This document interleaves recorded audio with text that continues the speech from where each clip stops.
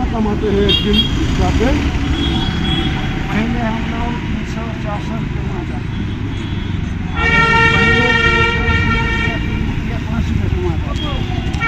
आजकल के ज़माना में कम इतना ज़्यादा हो गया है कि 20 रुपये के भाड़ा 10 रुपये मिलता है। सिंगरनी रैली है कहीं भी तो 20 रुपये का भाड़ा 10 रुपये मार रहा है। 4 लाख का हो जाए, चला गया बाईपास, ये लोग 20 रुपये के भाड़ा लेके जाते, लेकिन हम नहीं जाते, हम नहीं जाते। अब दिन भर में 10 रुपया 20 रुपया 30 रुपया हम लोग के कमाई होता है। रुपया हो गया अल्लाह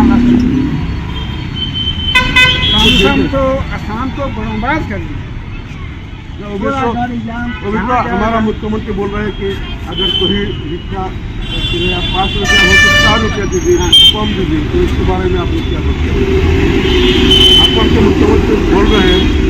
कि अगर 5 रुपया रिक्शा भाड़ा हो तो 4 रुपया दीजिए, कम करके दीजिए। कम कर दिए, वो लोग 20 रुपया 10 रुपया दे। अच्छा ठीक है, आप लोग बहुत मेहनत करते हैं और इसलिए मैंने आपका रिक्शा पे सवाल नहीं हुआ, लेकिन आप लोग बहुत मेहनत करके करते हैं, इसलिए मेरी तरफ से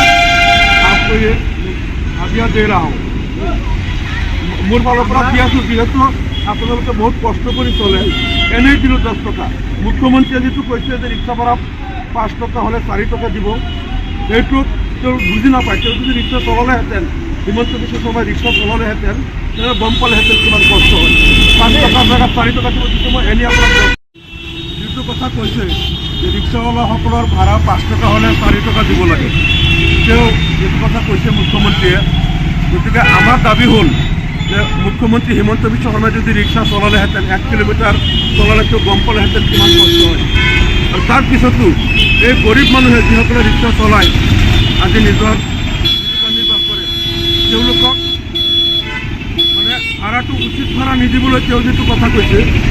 गति के दाबी हल मुख्यमंत्री हिमंत विश्व शर्मा जी अन्याय करेছে মানুহক रिक्शा भाड़ा कम दिबले কৈ आमी रिक्शावाला प्रति सहमर्मित आसे दुखिया मानुह कष्ट कर चले मैं आपलोक रिक्शा उठा ना কিন্তু আপোনালোক দুজনক মোৰ ফালৰ পৰা 10 টকা 10 টকা কৈ মই এনেই আপোনালোকক ৰিক্সাৱালাসকলক আমি অসমৰ ৰাইজক দাবী জনাইছোঁ যে আপোনালোকে ৰিক্সাৱালাসকলৰ ভাড়া যদি 10 টকা হয় আপোনালোকে লাগিলে 15 টকা দিব 15 টকা হ'লে 20 টকা দিব ৰিক্সাৱালাসকলক আপোনালোকে অসুবিধাটো বুজি পাব